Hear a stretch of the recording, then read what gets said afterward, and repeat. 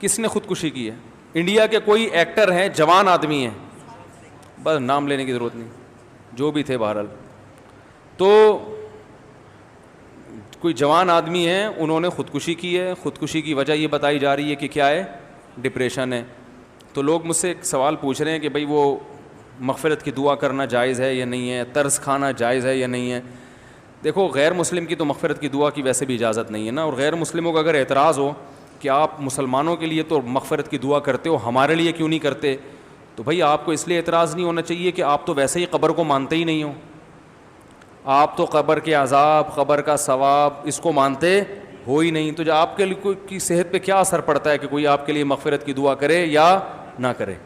یہ تو ان لوگوں کے لیے ہے جو ان چیزوں کو مانتے ہیں. مسلمان مانتے ہیں کہ مرنے کے بعد قبر یا تو جنت کے باغوں میں سے ایک باغ ہے یا جہنم کے گڑھے میں سے ایک گڑھا ہے. جس کو قبر نہیں بھی ملتی تو قبر سے مراد یہ جسمانی قبر نہیں ہے، یہ جو مٹی کی ہوتی ہے. قبر سے مراد یہ ہوتا ہے کہ مرنے کے بعد انسان جس برزخ کی حالت میں ہوتا ہے وہی اس کی قبر ہے، چاہے اس کی لاش کو جلا دیا جائے، چاہے اس کے ذرے کو بکھیر دیا جائے. اس کی مثال ہے قرآن مجید میں اللہ تعالیٰ کا ارشاد ہے کہ ہم نے جب فرعون کو غرق کیا ہے، تباہ کیا ہے. فرعون بات نہیں مان رہا تھا نا، ظلم کر رہا تھا لوگوں پہ. جب فرعون کو اللہ نے تباہ کیا تو اللہ فرماتے ہیں کہ النار یعرضون علیہا غدوا وعشیا، فرعون کو روزانہ صبح اور شام آگ میں جلایا جاتا ہے، روزانہ. وَيَوْمَ تَقُومُ السَّاعَةُ، اور جب قیامت قائم ہوگی تو اس کو دوبارہ زندہ کیا جائے گا، یعنی اسی باڈی کے ساتھ، اور کہا جائے گا ادخلوا آل فرعون اشد العذاب، اس سے بھی زیادہ سخت عذاب میں اس فرعون کو اور اس کے عیال کو داخل کر دو، اس کے جو فالوورز ہیں. تو قیامت سے پہلے جو عذاب ہو رہا ہے وہ کیا ہے؟ بولو بھائی، برزخ کا عذاب ہے نا. حالانکہ فرعون کو تو قبر نہیں ملی، فرعون تو مصر کی ایک عجائب گھر میں رکھا ہوا ہے، دیکھنے والوں کو کچھ بھی نظر نہیں آتا. وہ وہاں کھڑے ہوتے ہیں، نظر آئے گا فرعون ایک اس کی جو ہے نا وہ لاش کو حنوط کیا ہوا ہے کیمیکل لگا کے. لیکن قرآن کیا کہہ رہا ہے؟ یہ جب پانی میں غرق ہوا ہے تو قرآن دو باتیں کر رہا ہے کہ الیوم ننجیک ببدنک لتکون لمن خلفک آیا، ہم تیری باڈی کو محفوظ کر لیں گے تاکہ بعد والے لوگوں کے لیے تو عبرت کا نشان بن جائے. یہ پیش گوئی بھی قرآن کی پوری ہوئی. ہزاروں سال گزر گئے، فرعون کی باڈی بولو بھائی محفوظ، تاکہ بعد والے لوگوں کے لیے کیا رہی ہے؟ نشانی. دوسری بات قرآن نے بتائی وہ ہمیں نظر نہیں آتی. ہم قرآن پر ایمان رکھتے ہیں لہذا ہم اس پر بھی ایمان رکھتے ہیں. وہ بات یہ بتائی کہ فرعون کو عذاب دیا جا رہا ہے، صبح بھی آگ میں جلایا جاتا ہے اور شام کو بھی آگ میں بولو بھائی جلایا جاتا ہے. یہ فرعون جانتا ہے یا اللہ جانتا ہے؟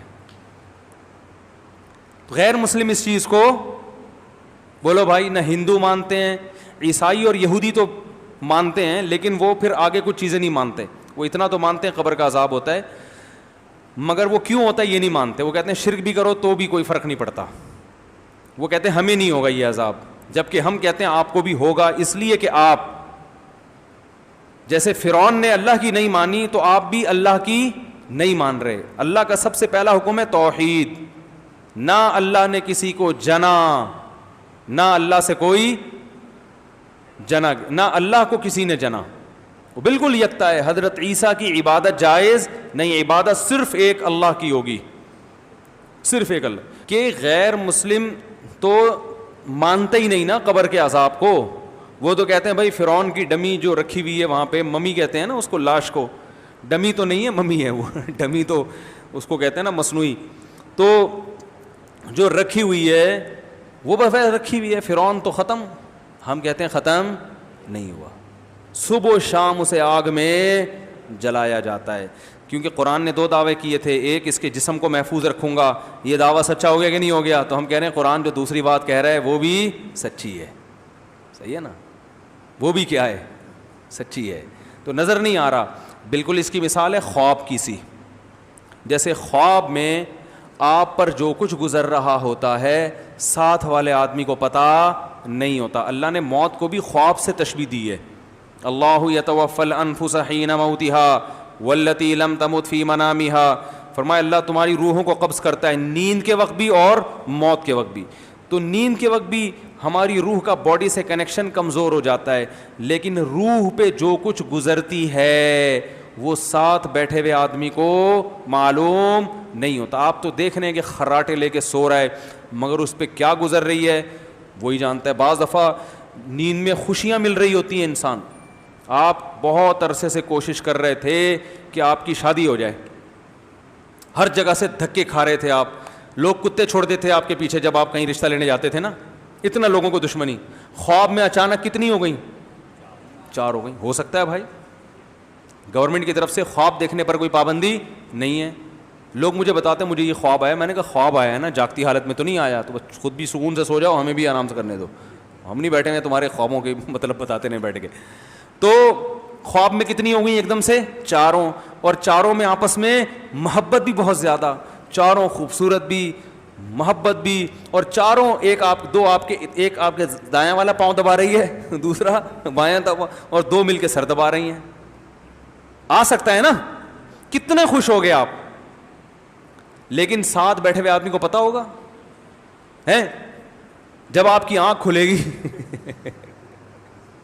آنکھ کھلے گی تو پتا چلے گا بھائی تمہاری قسمت میں وہی ہے جو کنوارا پنی ہے, ابھی مزید دھکے کھانے ہیں. جاب لگ جاتی ہے, لوگ کوشش کر رہے ہیں کہ اور اچانک خواب میں امریکہ چلا گیا آدمی, وہ خوشی سے پھولا نہیں سما رہا.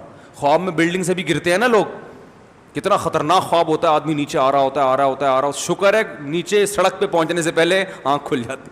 کتنی خوشی ہوتی ہے یار, اللہ کا کتنا فضل ہو گیا, ورنہ آج تو ہڈی پسلی گئی تھی. ساتھ بیٹھے ہوئے آدمی کو پتا ہوتا ہے بھائی, کچھ نہیں پتا ہوتا. تو اسی طرح اللہ نے ہمیں قرآن میں بتایا ہے کہ بھائی جب تم مر جاتے ہو تو ایک جہاں سے دوسرے جہاں میں ٹرانسفر ہوتے ہو, فنا نہیں ہوتے. فنا تمہاری باڈی ہوتی ہے, روح کبھی فنا نہیں ہوتی. اب لوگ کہتے ہیں میڈیکل سائنس میں تو یہ چیز آتی نہیں ہے. بھائی میڈیکل سائنس تو اس مادی زندگی کو جانتی ہے.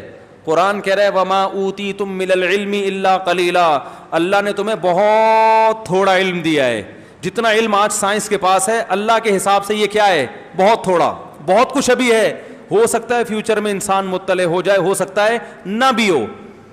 تو ہمیں اللہ نے بتایا کہ بھائی مرنے کے بعد یا تو سکون میں یا عذاب میں, یا تو مزے کی زندگی ہے, یہ کیا ہے عذاب کی. تو جو مسلمان دنیا سے جائے گا اس کا یہ ایمان تھا, تو ہم اس کے لیے دعا کرتے ہیں اے اللہ اس کی کوتاہیوں کو, گناہوں کو معاف کر دے اور اسے وہاں اچھا مقام عطا فرما. لیکن غیر مسلم جب دنیا سے جائے گا اس کے پاس اس دعا کا آپشن نہیں ہے. تو اب سوال یہ پیدا ہوتا ہے جب آپ آخرت پر یقین ہی نہیں رکھتے تو وہ مر کے کیا ہو گیا, ختم. اب اس کو یہ دعا کرنا کہ یہ اللہ اس کی روح کو, اس کی سول کو امن میں رکھے, شانتی کے ساتھ رکھے, یہ سب مس کالیں ہیں. یہ کیا ہیں؟ کلمتن, زبان سے نکلا ہوا ایک کلمہ ہے جو ہوا میں تحلیل ہو گیا. تو اس لیے اللہ نے غیر مسلم کے لیے مرنے کے بعد, زندگی میں دعا کر سکتے ہیں, مرنے کے بعد دعا کرنے کی اجازت نہیں دی, کیونکہ اس کا اس لائف پر ایمان تھا ہی نہیں. یہ اللہ کی طرف سے سزا ملتی ہے غیر مسلم کو کہ جب تم اس پر ایمان ہی نہیں رکھتے تھے تو اب بعد والوں پر میں پابندی لگا دوں گا کہ مرنے کے بعد تمہارے لیے دعا کریں. اب یہ تمہاری قسمت ہے, اگر واقعی آخرت نہیں تھی تو تم ویسے ہی پیس میں ہو, ختم فنا. اور اگر آخرت تھی تو تم تڑپ رہے ہوگے کہ کاش میرے بعد لوگ میرے لیے دعا کریں, لیکن اللہ اس پر کیا لگائے گا, پابندی. تو اس لیے بھائی جو غیر مسلم ہم پہ اعتراض کرتے ہیں نا کہ آپ لوگ غیر مسلموں کے مرنے زندگی میں کر سکتے ہیں, زندگی میں تو تعزیت بھی ہے, عیادت بھی ہے, سب کچھ ہے, گفٹ بھی دے سکتے ہیں غیر مسلم کو, اس پر احسان کرنے کا بھی ثواب ملے گا, اور اس کو صدقہ و خیرات بھی دے سکتے ہیں. وہی جو مسلمانوں کے حکام ہیں وہی غیر مسلم کے ہیں. لیکن موت کے بعد اس کے لیے اللہ نے دعا پر پابندی. نبی کو اجازت نہیں دی کہ اپنے دادا اور چچا کے لیے دعا مانگیں. ابراہیم علیہ السلام کو اجازت نہیں دی کہ اپنے باپ کے لیے دعا مانگیں.